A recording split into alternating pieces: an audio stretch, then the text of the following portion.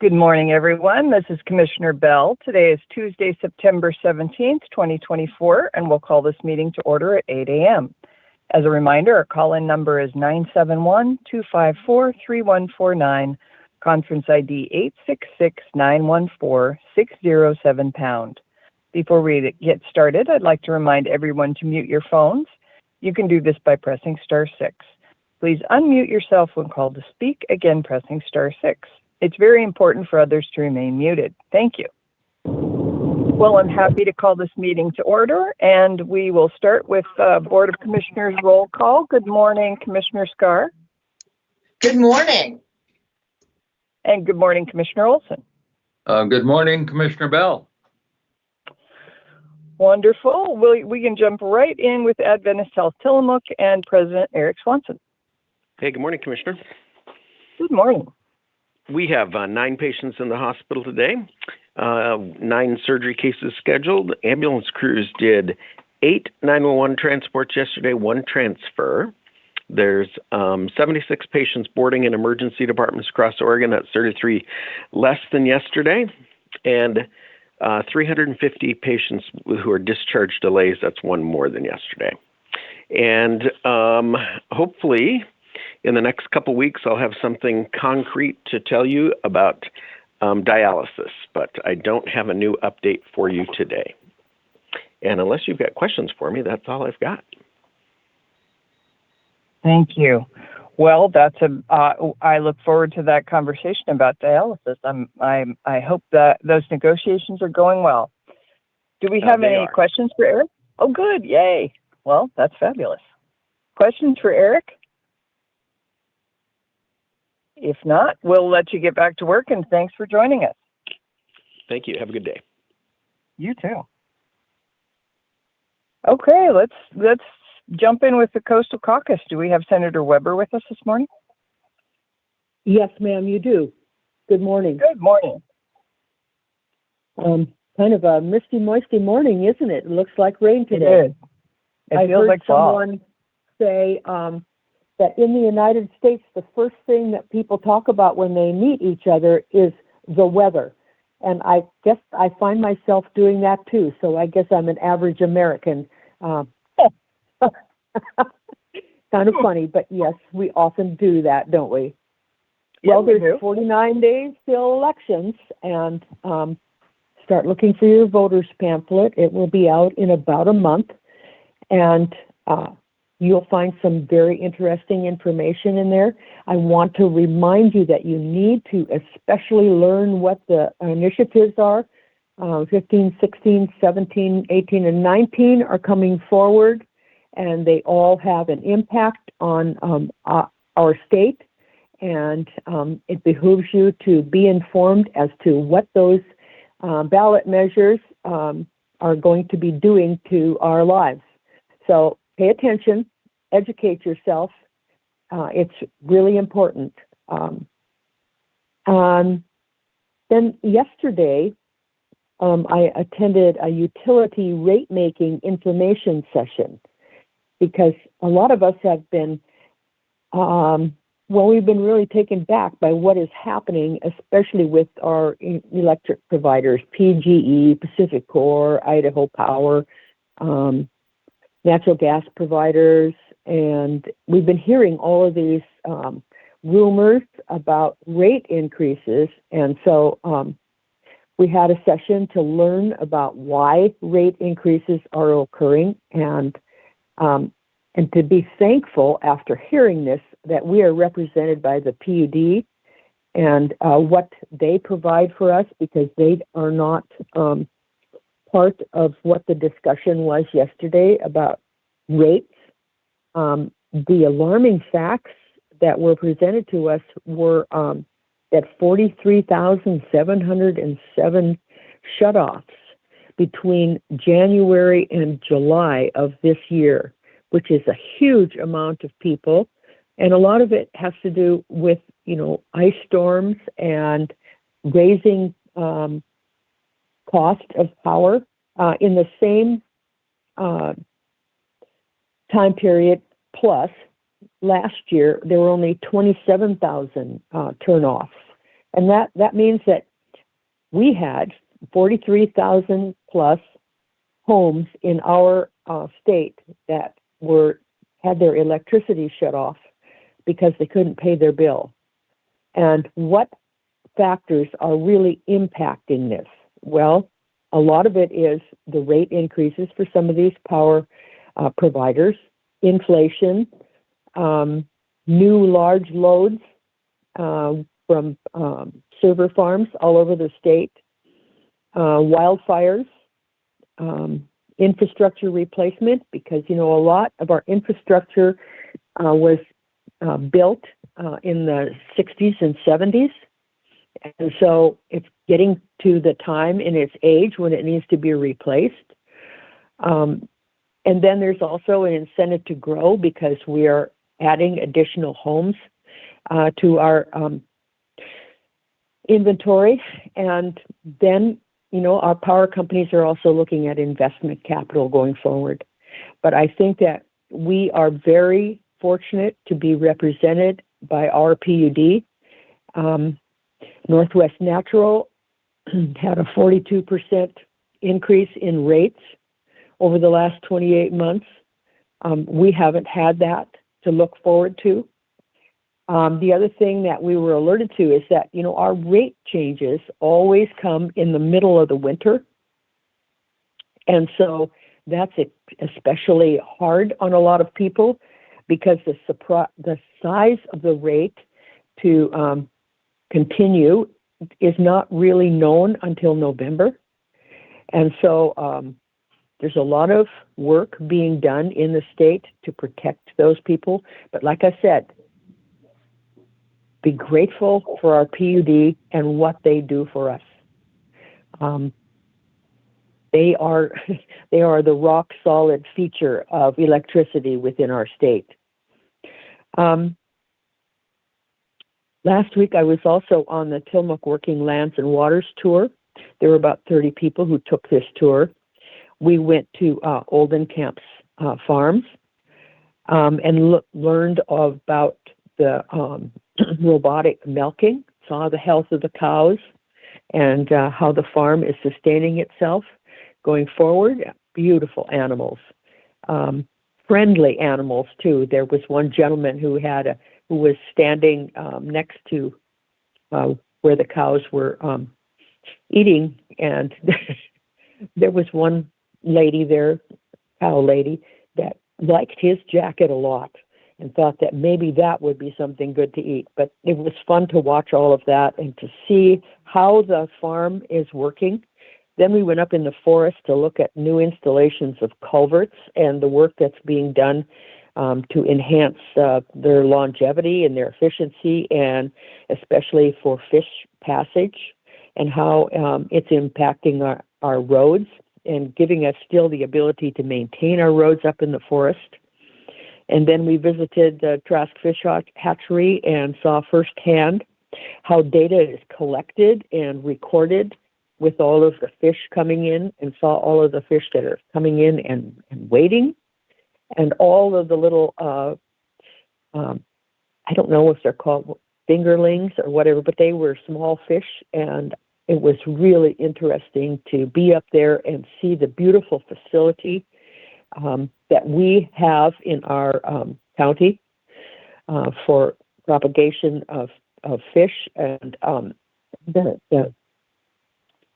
the statistics that they gave us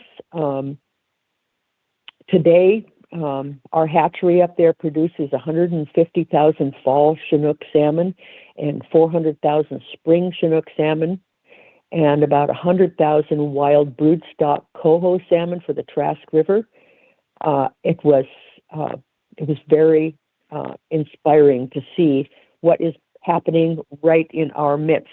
And all of this was coordinated around water, how we're using water on our farms, how water is being managed in our forest, and then for our fisheries also. I'm continuing all of my task force work prep, because we have got testimony that we have got to give next week. next week is Ledge Week, and so we have 3 days of committee reports, and in that third day, then we also have a session of the Senate to be able to approve committee appointments from the governor. So we will be meeting there. One other thing I wanted to tell you about is that the Oregon Hunger Task Force is going to be having a listening session. It's scheduled for Tillamook for tomorrow, and we haven't heard much about this, but if you have testimony that you would like to give concerning hunger, especially in Tillamook, it's going to be from 5:30 to 7:30 at 2710 First Street, which is I didn't realize this either, the Herald Center for Food and Clothing, which is adjacent to the Adventist Church off of First Street. So if you're interested, like I said, Oregon Hunger Task Force listening session tomorrow, 5:30 to 7:30, 2710 First Street, the Herald Center for Food and Clothing. And with that, I will close today. Thank you. Do you have any questions for me? Thank you so much, Senator. Do we have any questions for Senator Weber? Well, I really appreciate your report. I was sorry that I couldn't make it to the Working Lands and Waters tour.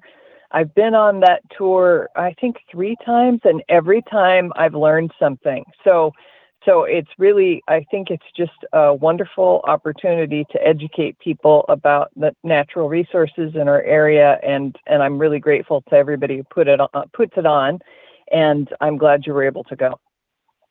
Thank you. I was too, because like you said, every time you go, you learn something new about our area that makes it special, and that you can learn and convey some messages on our area. You know, people just driving through here don't realize every bit of the economic development surrounding our natural resources that we have to avail ourselves of. So thank you. Yeah, thank you. Well, as always, I enjoy your report. Thank you very much. Do we have Representative Javity with us this morning? Give him a moment to unmute if he's here. Here I am. Hey, good morning. Good morning. Glad to be here. Thanks for hosting this. Good to hear Senator Weber too. Always grateful that she's on the scene, and looking forward to seeing her this week and at the YMCA annual dinner. So, and hopefully see some of you there as well. But for those of you that are planning to go, feel free to come over, say hello, and let me know how things are going.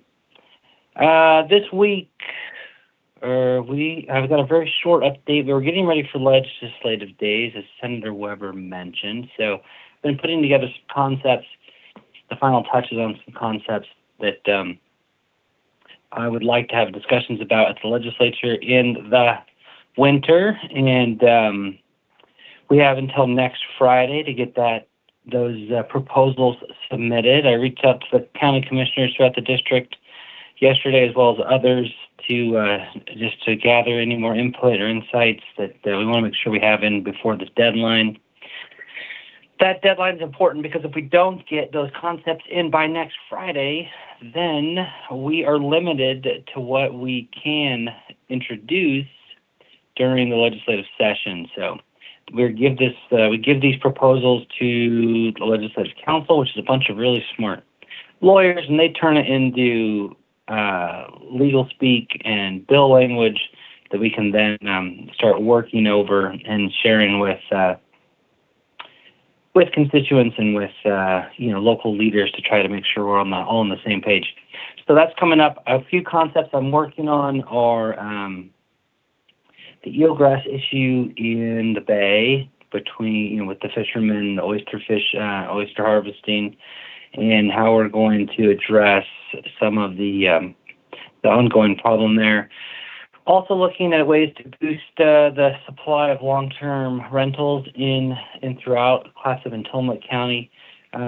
Looking at potentially trying to make some of that income from rent that property owners receive when they rent their homes tax-free, to see if we can induce them to move short-term rentals into long-term rentals, and then a little bit of an increase in what's available throughout our county while we're still trying to meet the governor's aggressive goal of a bunch of new housing over the next 8 to 10 years. Also looking at the school lunch program, we want to try to fund the difference between the national school lunch program and the actual cost of providing those lunches throughout the state. So I'd like to ask the state to fund that so that school lunch is 100% free for everybody, regardless of income and ability, so that we make sure our students are well fed and not hungry throughout the day. And then also looking at some another concept to try to improve cell phone coverage throughout the district, up and down Highway 101 and even off of the beaten path a little bit, so that everyone benefits, from our emergency first responders to people who just want to be able to have good, reliable cell phone service at their home, and people who are visiting and maybe driving through some of those areas where they have limited coverage, so they can reach out to people who they're throughout the district and back at home. So just a few of the ideas.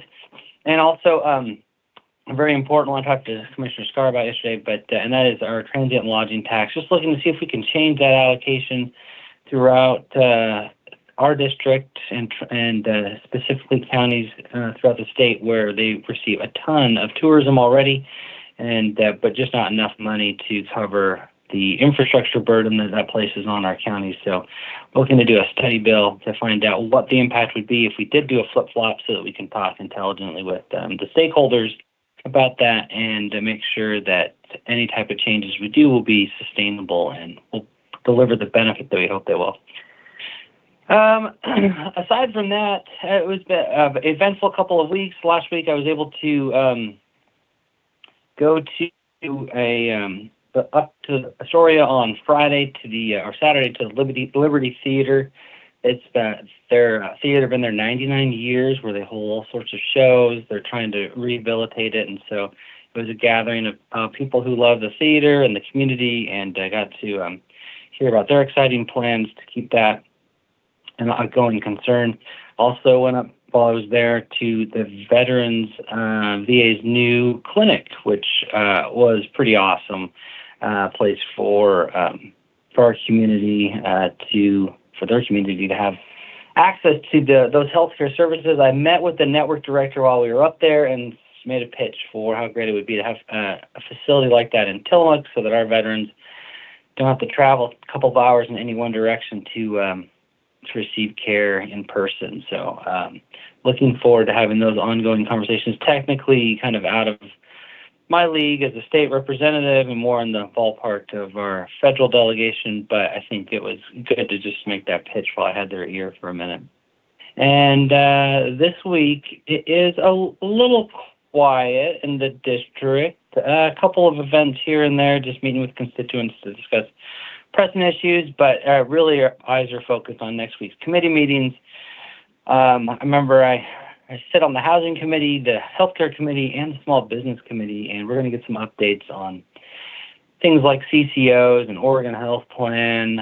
Another concept I'm working on is expanding dental benefits to all seniors that qualify based on income. Right now it's capped. It turns off when you turn 65, unless you're a veteran, which leaves a significant portion of Oregon kind of vulnerable right when they need dental benefits the most. So we're going to try to change that this next session as well. But we'll be talking about licensing of healthcare providers. How do we increase the workforce? We need more nurses. What can we do to support our hospitals, et cetera? Housing, we'll be getting updates on the governor's plan, how many housing units we're building, what headaches we have. To Senator Weber's point, infrastructure. We definitely need more money coming for our local communities to build sewer plants and power grids, et cetera.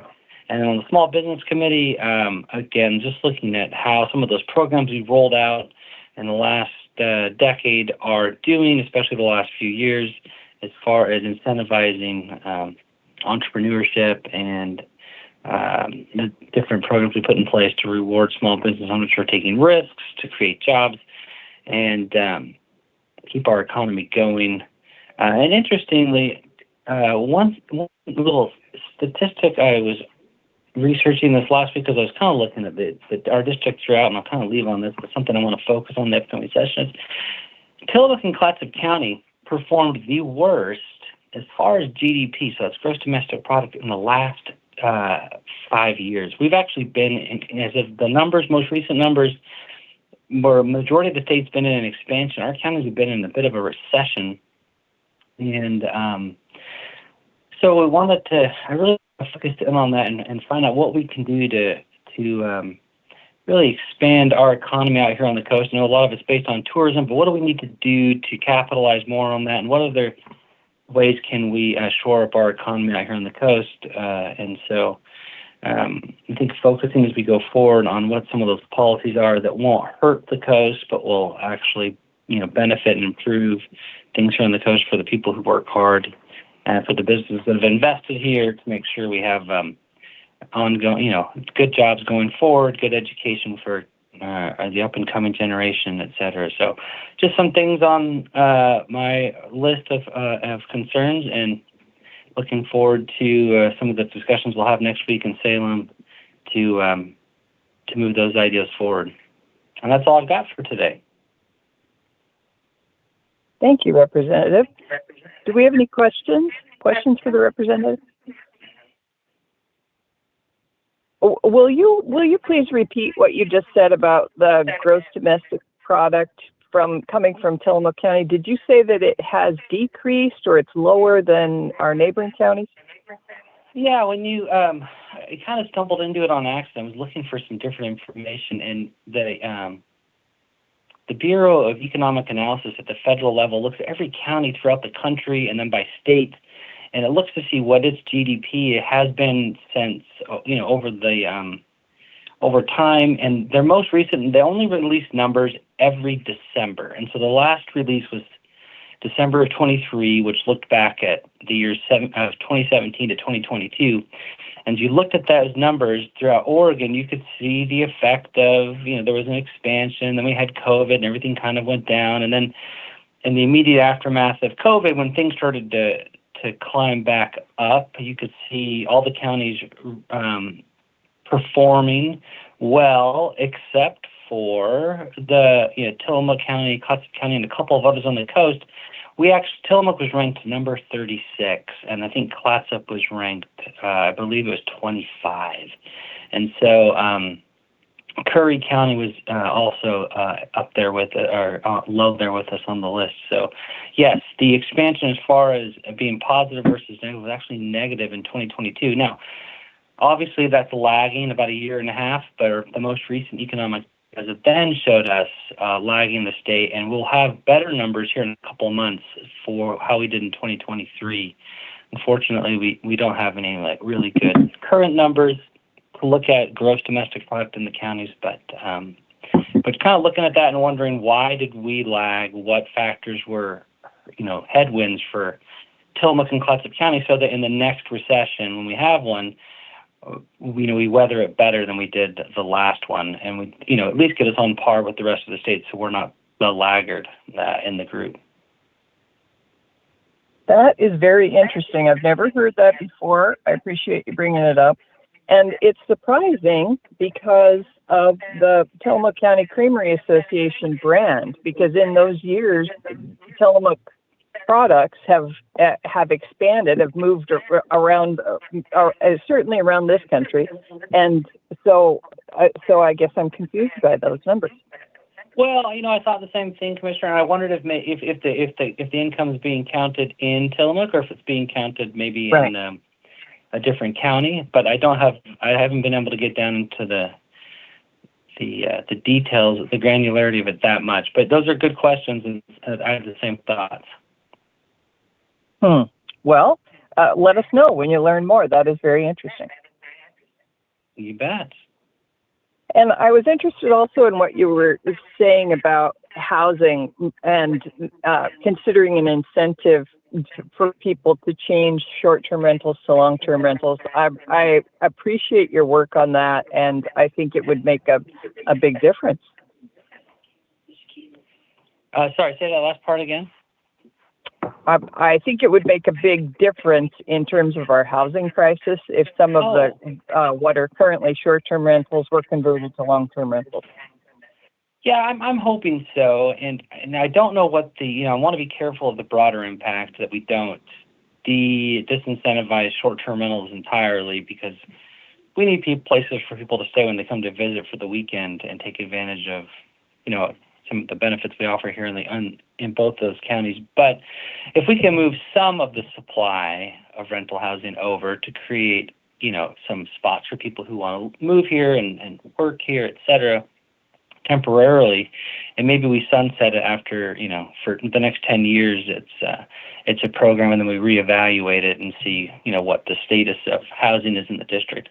But I'm looking for ideas like that, and certainly open to anybody else's ideas if they've really thought through this problem on what we can do in the short term to use the resources we already have in Tillamook and Clatsop County more quickly, and convert those into options that will increase the housing supply without having to build brand new buildings. So.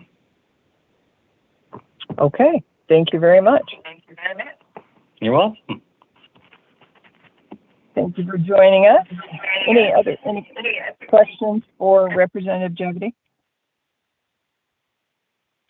If not, we can move on to the Tillamook County Community Health Center.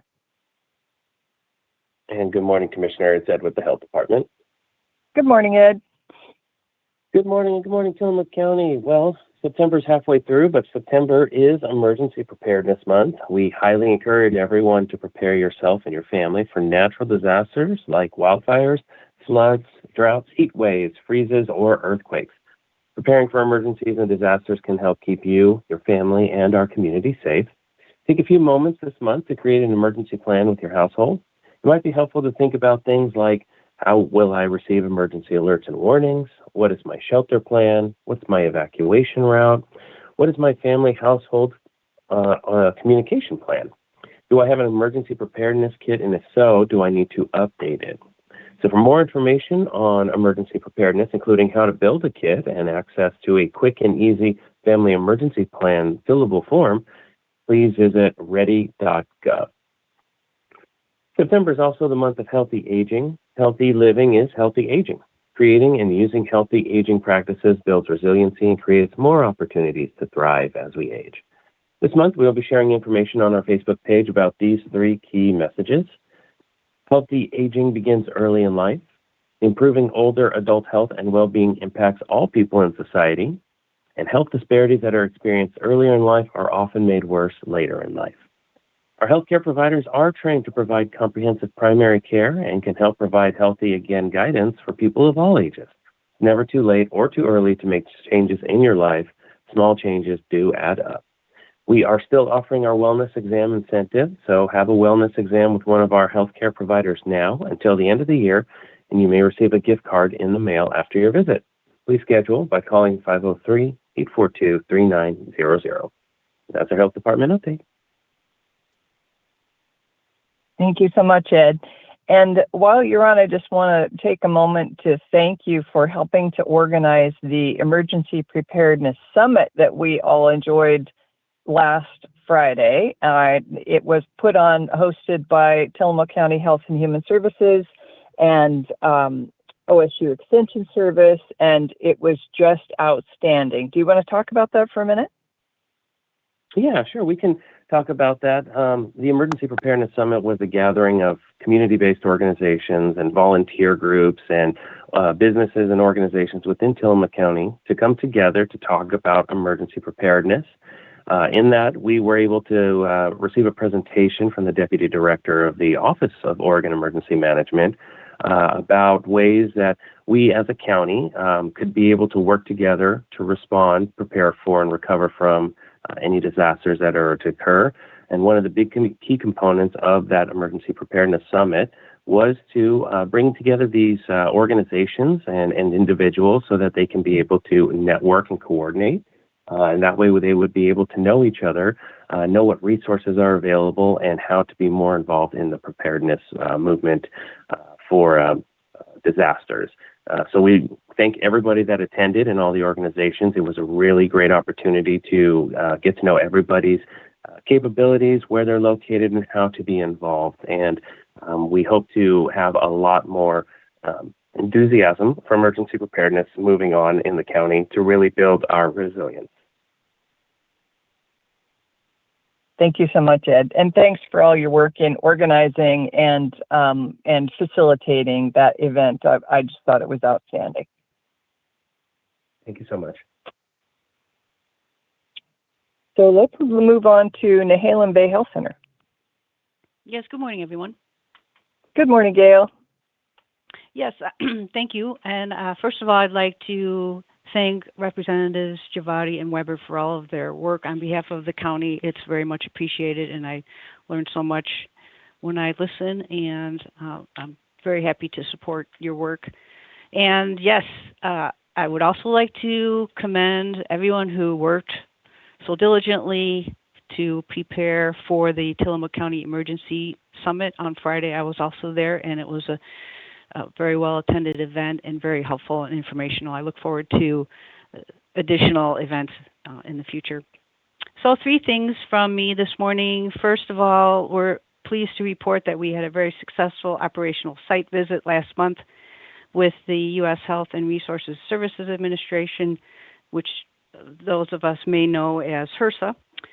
Their follow-up report noted that we're in full compliance with all federal health center program requirements. So big congratulations to everyone here, our staff, for all their work there, and the support of the community, of course. Back to school, our members of the School-Based Health Center are going to be attending several back-to-school events this week at the Nia County schools.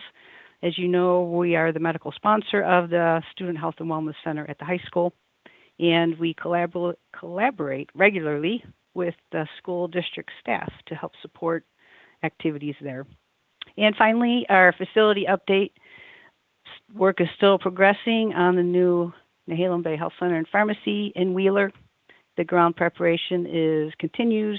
The site has been leveled. Construction crews are now laying pipeline and conduit for plumbing and electrical, and the health district has been providing updates on the progress. So if you're driving through Wheeler, I encourage you to check out the progress. It's on the corner of Highway 101 and Hospital Road. So those are my updates for this morning, unless there's any questions. Thank you very much, Gail, and thanks for joining us last Friday for the day at the Emergency Preparedness Summit, you and your staff, Laura Ressler. It was delightful to share the day with you, and I think it's really important work. I was grateful you were there. I was too, and I, again, appreciate all the efforts that are happening in this county. So thank you. Thank you. Let's move on to Tillamook Family Counseling Center in Frank County Williams.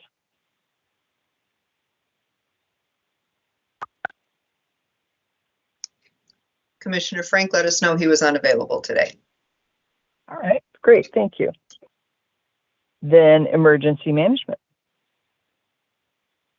Good morning, Commissioner. Good morning, Randy. What I'd like to kind of go over is we're going to have 2 very impactful road closures over the next few weeks. And the first one is concerning Highway 101 up there at milepost 40, just north of Manzanita, where a vehicle hit that bridge and kind of destroyed the one side of it. And so I contacted Dan Weber at ODOT concerning that, and what he told me is that right now it's scheduled for a 36-hour closure, both directions, starting 7 a.m. on Saturday. So the contractor is hoping to get it done sooner, but of course, weather, lots of other things, and so plan on that 36-hour closure. So that's going to take it to approximately 7 p.m. Sunday. unfortunately, fortunately, there is a bypass. Unfortunately, it's going to add about 40 minutes to your commute if you want to head north or if you're coming south. And that bypass, of course, is taking that Highway 53 there from Wheeler up to 26 and then hang a left and go over to Seaside. So if you're just going to Cannon Beach, just plan on an extra 40 minutes through the weekend, or just make your plans outside of this weekend. So if there is a change and they delay that, we'll try to get the message out. So right now, that's what Dan told me, is that they're still planning on that closure. On the reasons why I called him is because on the trip check, it just said informational only about this closure. And so I wanted to make sure if it was still going or what they meant by information only on it. So it was confusing a few people, including me. So I went right to the source. So that's the one. The next one is maybe a lot of you who subscribe and watch the county road department's postings. The Miami Foley Road is going to be closed at that mile post 7.6. That was that culvert that went out last year, and Chris was able to get that temporary bridge in within 10 days. Now they're starting to change that temporary into more of a permanent situation there. And so what they plan on doing is there will be a full closure, and that will be from October 1st, Tuesday, clear till Friday, October 4th. And they had to use these particular dates, they say, because they had to be compliant with some environmental restrictions. Contractor is installing the new foundation system for the bridge, and so the full road closure is necessary for the size of the equipment. But we have been assured that that is going to be our last road closure due to bridge work. So we'll just look forward to those road closures due to weather this winter. But I looked at the maps, and it looks like there is a possible bypass on that. I've taken the road, and it's kind of weather dependent whether or not this bypass would work. But basically, you do is you take that West Point Road and then hook on to Elk Trail Drive and then Coho Way and come back. So that's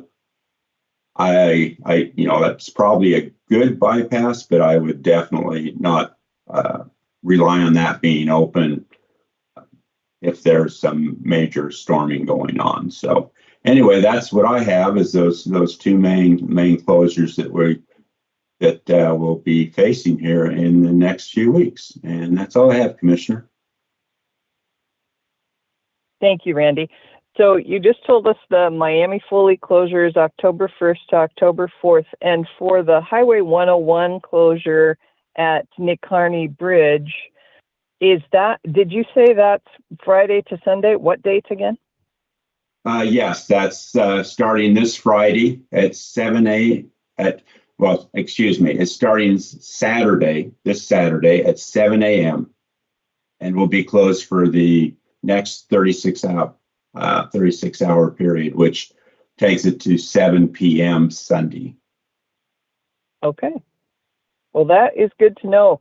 We commissioners drove over it yesterday on our way to Astoria. We went to District 7 Association of Oregon Counties meeting in Astoria yesterday. We have those annually, and they move around. District 7 is Columbia, Clatsop, Tillamook, and Lincoln counties. And that was the first time I'd driven over the bridge since that chunk of it was missing. And it's pretty dramatic. It's more dramatic than you see in pictures, for example.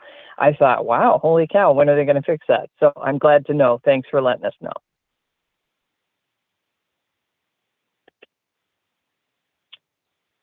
Okay, well, if we don't have anything else from Randy, we can move on to the Board of County Commissioners report. Commissioner Scar, would you like to start? Sure, thank you.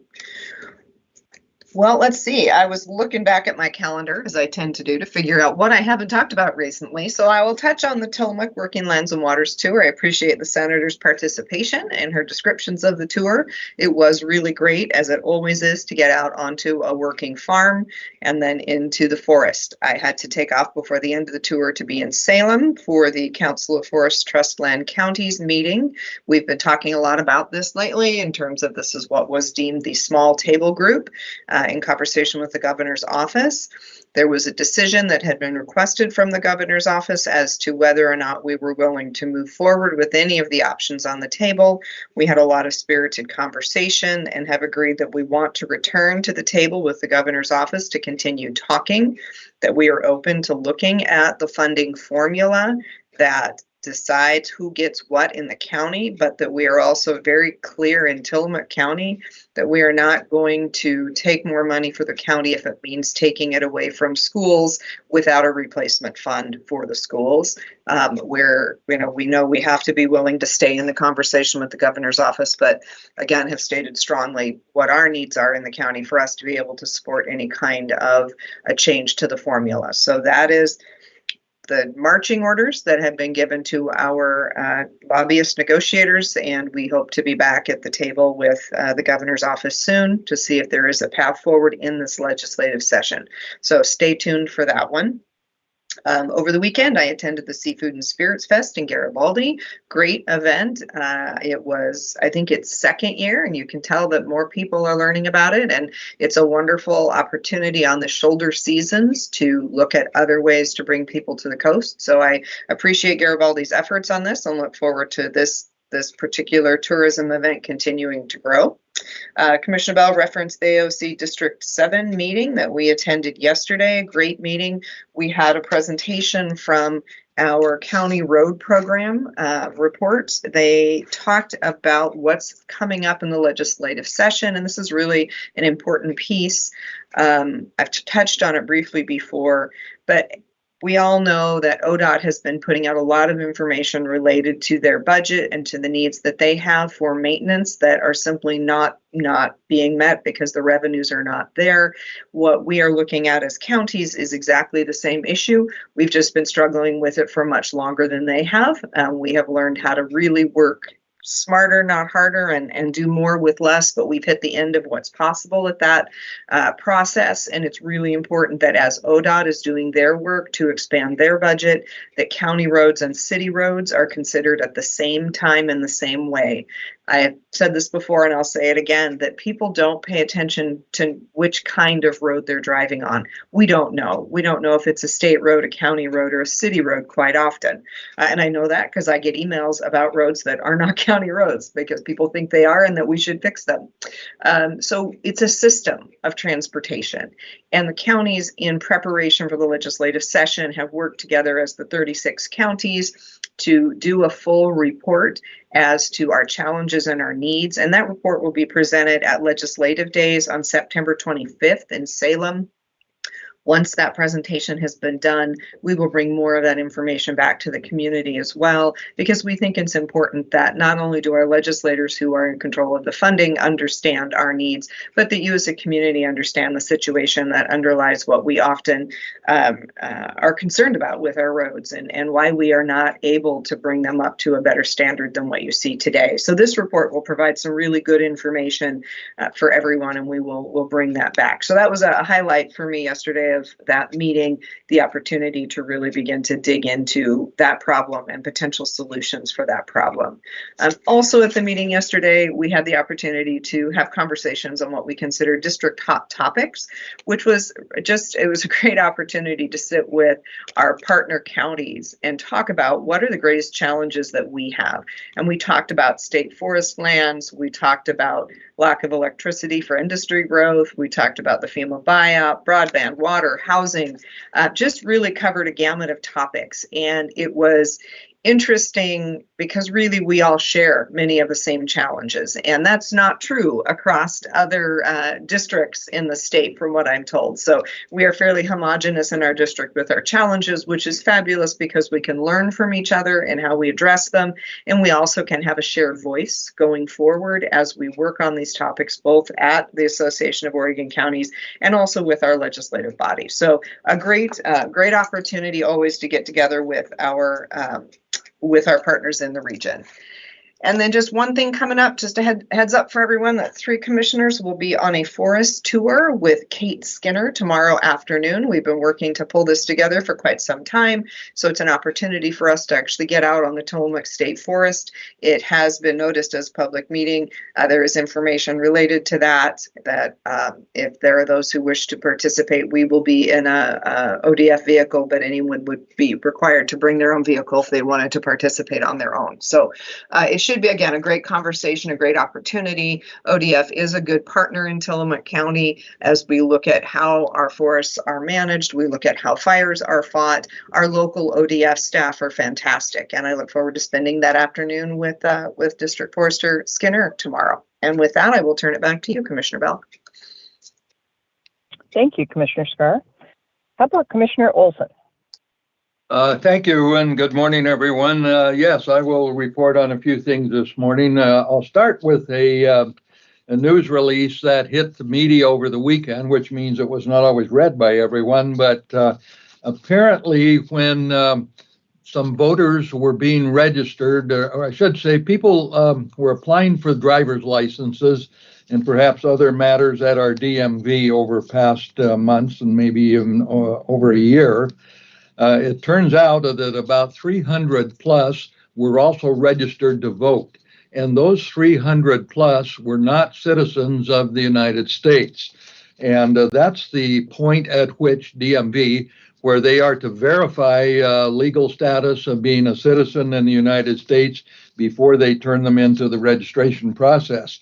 And some mistakes were made, and evidently about 300 plus people were registered to vote who are not United States citizens here in Oregon.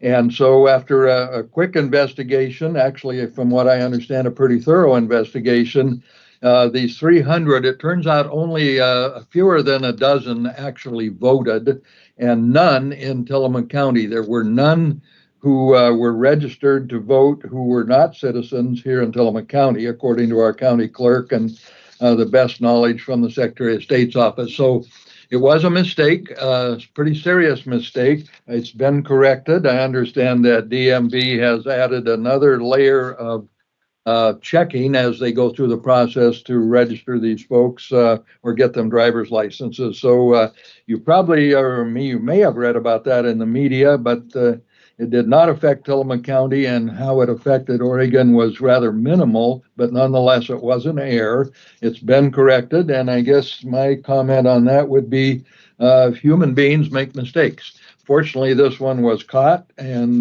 during the due diligence period of all our clerks across the state of checking and getting ready for the fall election. So piece of news on that, and it turns out nothing major should come of it.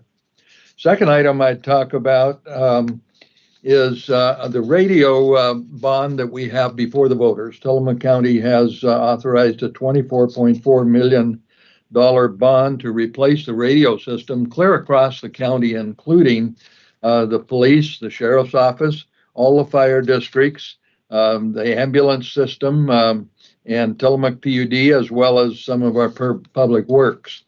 And one question that's come up as I go around talking about this, and I was at the city of Tillamook last night. I'll be at the city council of Wheeler tonight, sharing information and answering questions.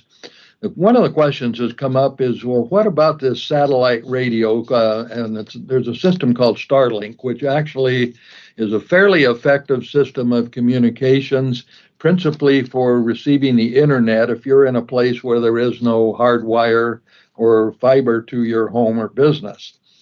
And the question keeps coming up, well, why doesn't the county look at this? It probably would be less money, and it maybe be a pretty good option. And here's the answer. First of all, Starlink does work, but it works primarily for cable TV, or not cable, TV, and then also for internet services.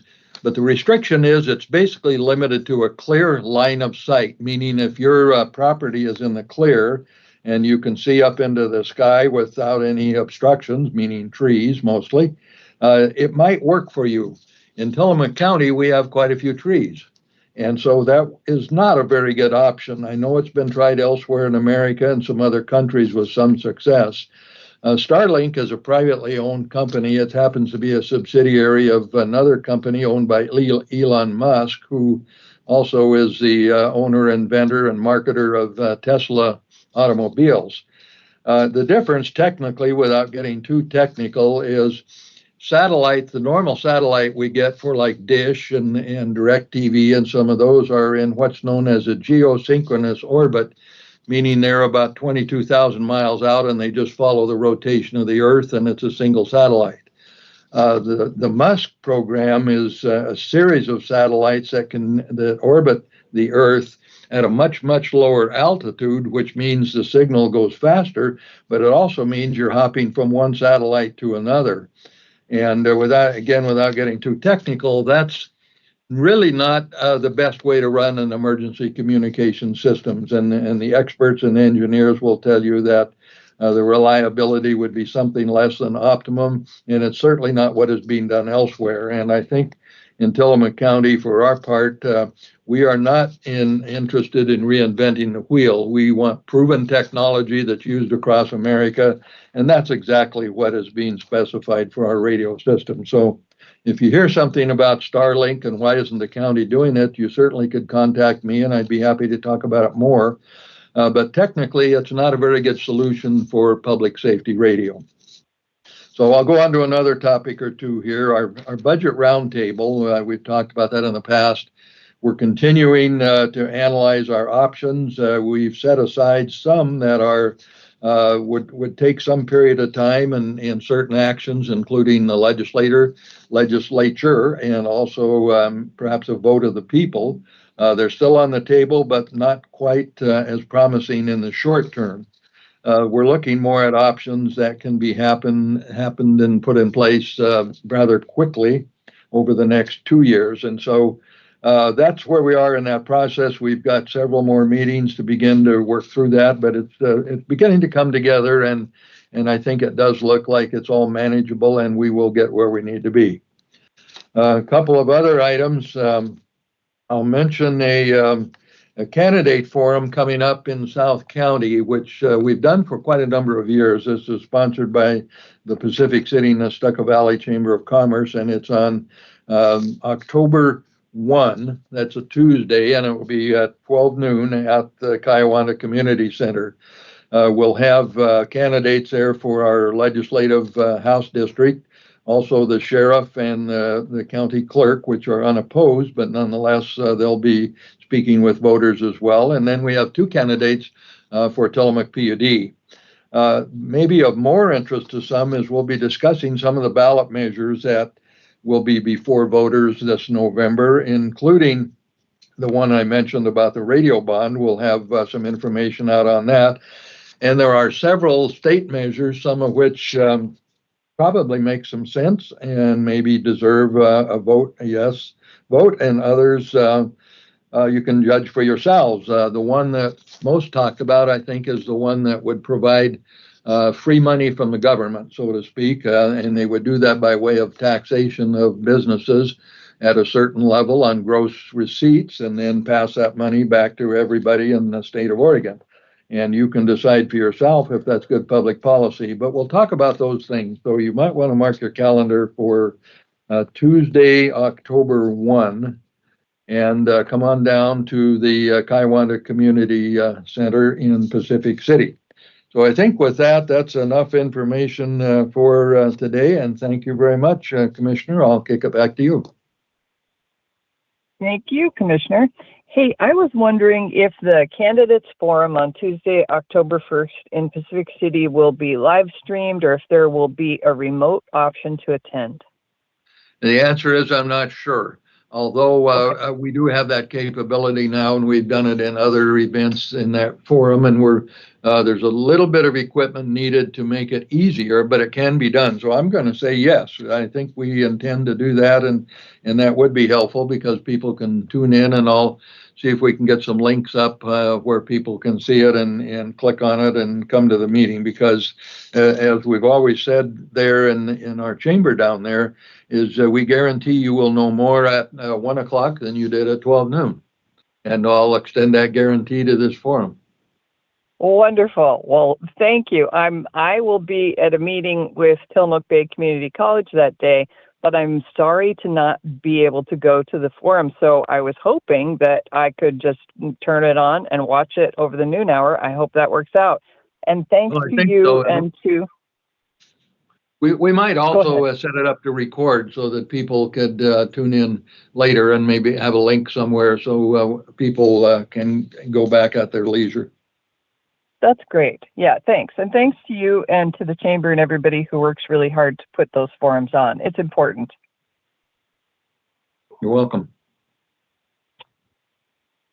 I will move on now to Commissioner-elect Paul Fournier is with us this morning. Good morning, Paul. Hey, good morning, Commissioner, and everybody else. Can you hear me okay? Yep, we can. Well, I'll just give you a little update. It's been a couple of weeks since I've been on. I just been busy onboarding and have learned a lot the last couple of weeks. I did meet with Congresswoman Suzanne Bonamici up in Seaside. Randy Thorpe also went to that meeting, and we discussed possible funding for vertical tsunami evacuation structures and their viability in Tillamook County. Obviously, Seaside has a greater need right now, but there are definitely some places that we've identified in Tillamook County that could benefit from a structure that people can go and escape a possible tsunami.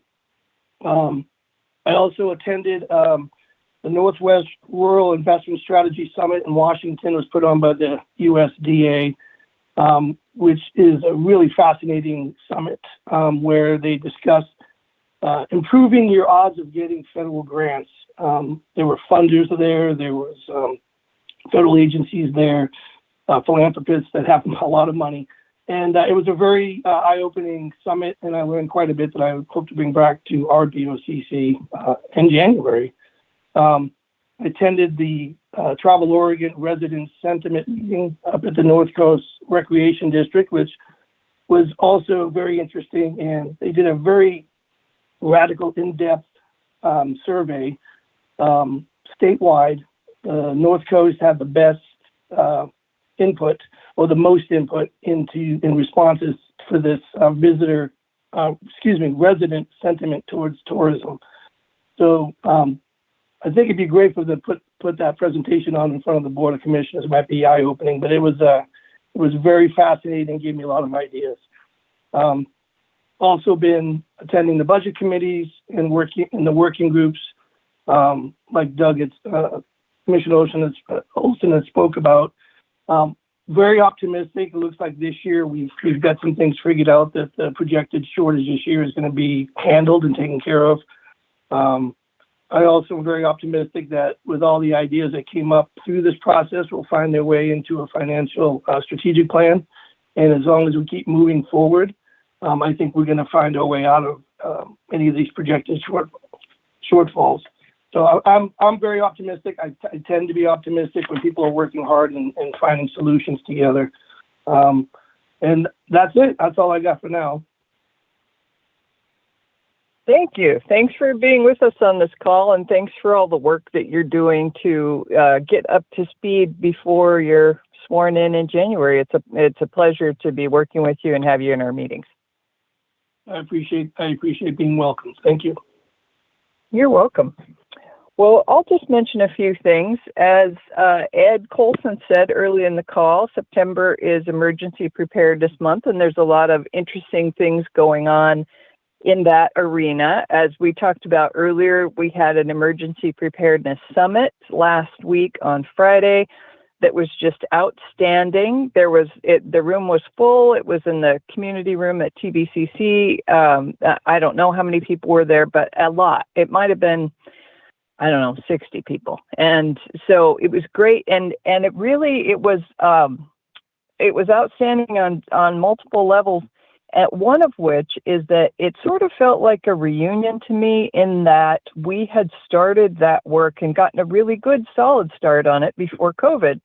And then our energy scattered as we were not able to meet in person. And so, we're still, as a society, we're still recovering from COVID. And so this was the first time that all those people were back together in the same room, and also in the intervening years, their new people had joined us. So it felt really good to be getting back on track with that important work and welcoming new people into that work. And I'm very grateful to Tillamook County Health and Human Services and OSU Extension Service for organizing and hosting that meeting. It was terrific, and good things will come out of it. There was all kinds of important networking that was happening there. And the idea was to get together all of the groups in Tillamook County that are working on emergency preparedness and hear from them, whether they're agencies, organizations, or community volunteer-led groups, hear from them about what they're doing so that we can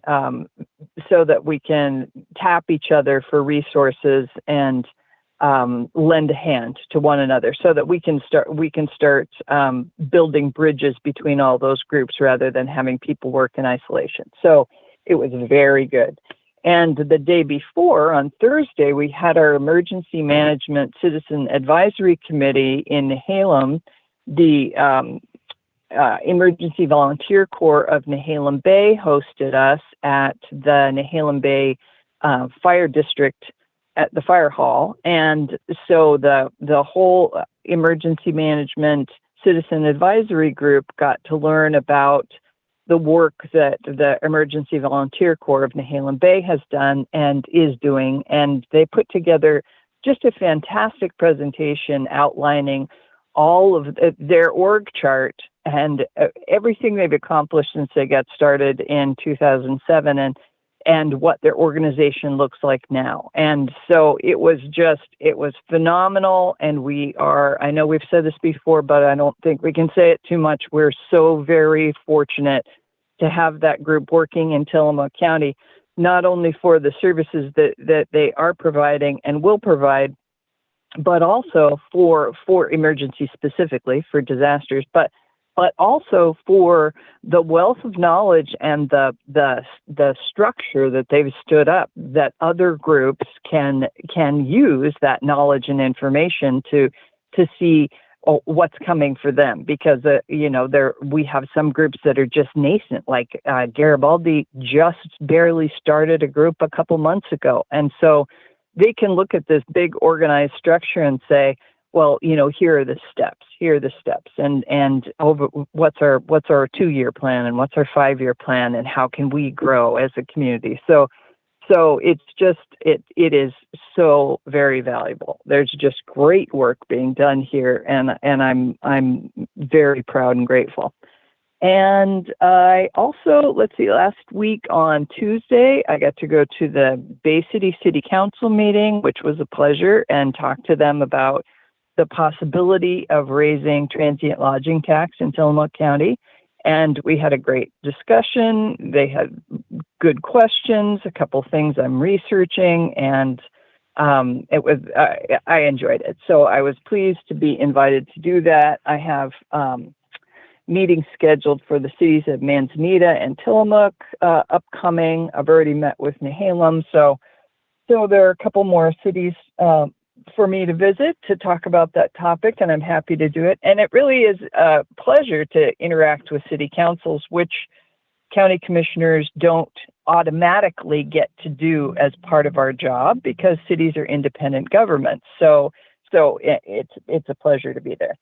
And I wanted to say, yesterday we were at the District 7 Association of Oregon Counties meeting. We said that before, and Commissioner Scar did a great job talking about that and the really interesting conversations we have with our neighboring counties. and shared problems and shared solutions, best practices. That was all really good. The thing that I wanted to mention is we had a presentation in there from OSU Extension about the services that they provide in our counties. And I heard something delightful about Tillamook County 4-H yesterday that maybe on Facebook, I don't know if this has been in the paper, but it was news to me that in Tillamook, there were two 4-H students from Tillamook and one from Lynn County competed in the 4-H National Dairy Judging Contest and earned a second place in the Nationals, which qualified them to go to the World Dairy Judging in Scotland. And in Scotland, the pair, one from Lynn County and one from Tillamook County, earned the top pair award, and Peyton Raw from Tillamook earned the title of overall champion. And so I'm just so delighted to learn this. That means world champion. Peyton Raw from Tillamook earned the world champion title at World Dairy Judging in Scotland. So bravo, Peyton Raw, and everybody in 4-H who is working with young people in our community and having such outstanding success. I just thought that was wonderful, and I wanted to share it. And the last thing I'll mention is that tomorrow, as Commissioner Scar said, we have a tour with the Department of Forestry, which I'm very much looking forward to. And if that's all afternoon from 1 to 4, and if I was available at 4, which I'm not, but if I was available at 4 o'clock, I would be going to Manzanita to the Hoffman Center for a fabulous program that they are having tomorrow at 4 o'clock that's entitled When a Woman Tells the Truth. And I just want to mention it because it sounds so good. I hope they'll record it and I can just watch it later. It's a book. They're celebrating a book with the author of this book, Dina Taylor, who edited a book called When a Woman Tells the Truth, which is an anthology of poetry and prose and art by more than 80 women over the age of 80. And so I can't wait to see this book.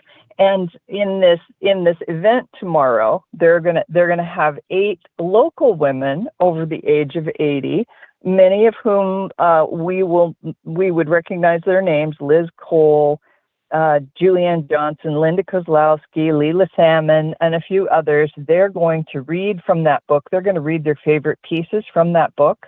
So Wednesday afternoon, 4 o'clock, Hoffman Center, Manzanita, When a Woman Tells the Truth. It just sounds fabulous to me. So I'm going to stop there and move on to the city of Manzanita.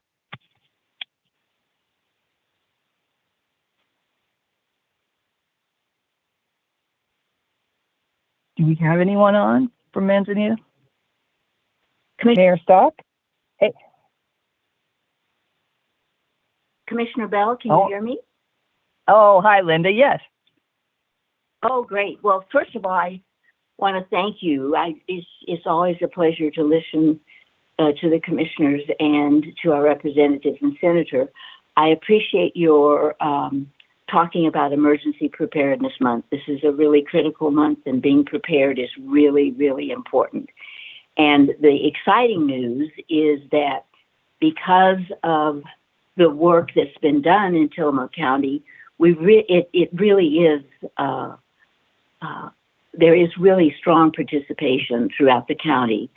And one of the ways that we're going to develop that and kind of show that and have an experience around that is the Great Shakeout. And the Great Shakeout is coming up October 17th at 10:17. And please reach out to your community, those people that are involved in emergency preparedness. We'll be sending out information about that as we move forward, and it's really a great time for all of us to focus on preparedness and to work together. In terms of Manzanita, just a couple of short updates. We are continuing and have really good progress with our City Hall. You're finally beginning to see it take shape, and it's really exciting. It's definitely moving forward, and we're looking at occupying it in the probably April of 2025, and we can't wait. We are currently having a number of opportunities with our city council and our city to reach out in small group settings to talk to our community and get input, to have them in the small group sessions be able to ask questions, and for the council and the city to be able to provide the information that we have about what's going on. And to Commissioner Olson's comments, we're really looking at the infrastructure and the structure of our water system. So we'll be talking a lot about water this next month and the costs of doing it, what we need to do to prepare for the future and to make sure we are maintaining our water system. It's a really critical part of what we're doing. So we will have meetings on Monday or on Tuesday and Wednesday throughout September, and Monday, Tuesday, and Wednesday until October 16th. The dates and signups are on the city website, and we really encourage all of the citizens to participate. Get your questions answered, give city council feedback on how you're feeling about it, and we're really looking forward to that. The other thing that we're doing is we're having the city itself meet with the citizens around any topic they want to talk about that's much more casual. It's actually at Offshore Grill this Thursday, the 19th, from 9 to 10:30. We are working with our planning commission around our comprehensive plan, especially focused on housing. And it's going to be really interesting and important, the role that the planning commission will play as we move forward, and obviously housing throughout Tillamook County and specifically in the city of Manzanita is really needs a lot of support and development. It looks like we may have one of our workforce housing projects moving forward, and we're really looking forward to that. I mean, that's really exciting, and thanks in great part to Senator Weber. We did get a $2.7 million grant that allowed us to again put in the infrastructure so that we would be able to move forward with that project. So thank you very much for the time, and that's Manzanita's report. Thank you so much, Linda. I saw Manzanita City Councilor Layla Aman on Saturday at a neighborhood event, and she mentioned to me that the city had received the notification of the award of the LIFT grant. So congratulations. That is very exciting, workforce housing in Manzanita. That's great news. Yeah, we were really pleased, really pleased. All right. Well, thank you for your excellent report. And we can move on to the other cities. Do we have anybody on from Nehalem or Wheeler? How about Rockaway Beach? Charles McNeely, Mayor of Rockaway Beach. Did I get myself off mute? Good morning, Mayor. We can hear you. Great. First, I want to begin by thanking Tillamook County and the Tillamook County Visitors Association for our new Lake Lytle Park and Anchor Street Park signs. I wish I could show a picture of the two signs. The signs are elegant and robust. They communicate a sense of permanence and quality. I hope you all have a chance to see them in the near term. Just three big thank yous. Thank you, thank you, thank you. They're awesome. Next, landscape plantings were completed at the new Anchor Street Park. Over 18 different species were planted, including fountain grass, ornamental cherry, and perennial flowers. We set up vegetation on the east side of Anchor Street to provide some sound barriers for the community that lives behind the park, and they're very happy that we did that. The design work and plants were donated free of charge by local landscape architect Rachel Johansson, and a big thank you to Rachel for her generosity and her expertise. Next, the Oregon Marine Board completed its design concept for the in-water amenities at Lake Lytle Park. These include total removal of the existing boat launch and installation of a new boat launch and pier, additional piers and docks for fishing, and an ADA-compliant kayak launch. This work will include some wetland mitigation and restoration. The Marine Board will prepare a short presentation on the concept plan, and the city will work to solicit public feedback before finalizing the in-water concept. Please keep an eye out for our community survey in the next few weeks, or stop by the strategic plan open house on Wednesday of this week, the 18th at 5:30 p.m. at City Hall for details. Beginning yesterday, I understand, the Oregon Coast Scenic Railroad began working on replacing the rail crossing at North 21st Avenue. And on Wednesday morning, the Oregon Coast Scenic Railroad will close down the nearby southbound lane on Highway 101 for about an hour as a crane lowers the new track panels. There, of course, will be traffic control. We're excited about this new crossing. It will be a huge improvement for those residents who utilize North 21st Avenue to get to and from their property. Please join us. Something fun coming up in Rockaway Beach this Saturday from noon to 10 is our first annual music festival. So drop by. I understand there's going to be a beer garden as well as some incredible music for all to enjoy. And that begins at noon on Saturday and runs till 10 p.m. Let's see, last week, City Council approved amending code related to the Planning Commission. The code had not been updated for some time and contained some problematic language and responsibilities. They also approved adding an ordinance providing authority and procedure for administrative warrants, and we created a new code, Chapter 97, pertaining to that. We approved funding for sound application equipment in our conference room and council room to address residents' concerns with the sound quality of our city council workshops and meetings. Looking forward to having that in place over the next few months.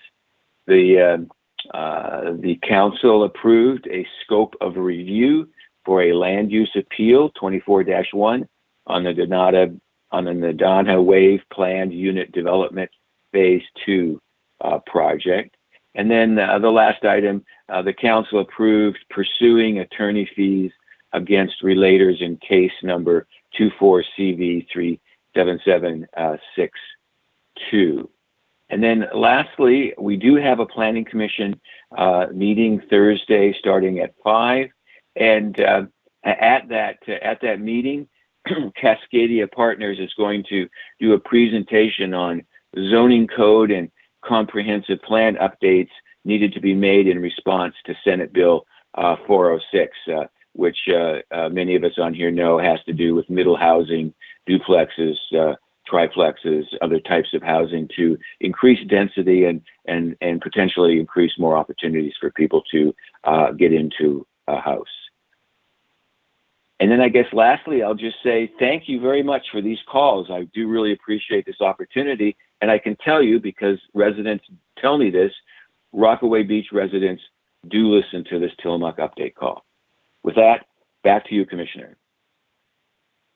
Well, thank you, Mayor. I am grateful for your participation on these calls. I always learn something from your reports, and I really love the way that these calls bring together various organizations and cities and our legislators, et cetera. And you know, your participation is very meaningful on these calls. So thank you. And I'm glad residents of Rockaway Beach are listening. That makes me happy. Thank you. Bye. Bye. Do we have anybody on from the city of Garibaldi?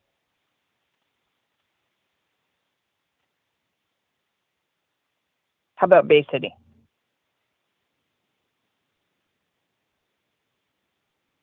Give folks a moment to unmute if they're there. Well, let's move on to Tillamook. Nathan George, are you with us? Whoops, this is Leanne Welch. Hey, good morning. Sorry. Yeah, I was unmuting and it silences you. So thank you very much. This is Leanne Welch from the City of Bay City. So the City of Bay City is hosting a FEMA buyout town hall with a guest presenter, Development Director Sarah Apsher. That's going to be Saturday, September 28th at 2 p.m. at the City Hall. So not only is she speaking about the processes across the county, but also specifically to our community, but anybody across Tillamook County who's interested in this FEMA buyout and wants more information is welcome to attend. I'd also like to thank Tillamook County for the Bay City Fire Department training container. So through some stuff with the county parks, we got a new container that we can put some of our materials in there. And I do want to give a shout out to the Bay City Fire Department. We have 2.5 full-time staff, but mostly we are volunteers here in Bay City. They've had a super busy summer, and I just really appreciate all the volunteer hours that our volunteer firefighters and our full-time staff do in protection of our citizens and visitors. And we have a planning commission meeting this Wednesday, September 18th at 5:30 at Bay City. So those are my updates for today. So thank you. Thank you so much. And the City of Tillamook.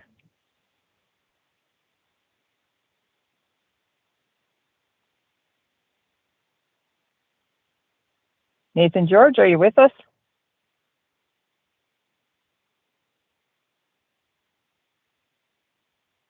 I don't think I heard from Nathan that he was not coming today, but he may be having trouble unmuting. Well, let me just say thank you to everyone. Commissioner. Oh, hello. Commissioner, this is Commissioner Hi. Olson. I'm sorry I didn't tell you. Commissioner Nathan George said he would not be available. He had something going on where he had to leave at 7 o'clock this morning. My apologies for not telling you in advance. That's okay. Thank you very much. Well, with that, then we can conclude this call. I want to thank everyone for participating. I hear regularly how much people appreciate these calls, and the reason is because all of you participate. So thank you. Thank you, KTIL, very much for broadcasting, and thanks, Tillamook County, for listening. I hope everyone has a wonderful day. This meeting is adjourned at 9:21 a.m.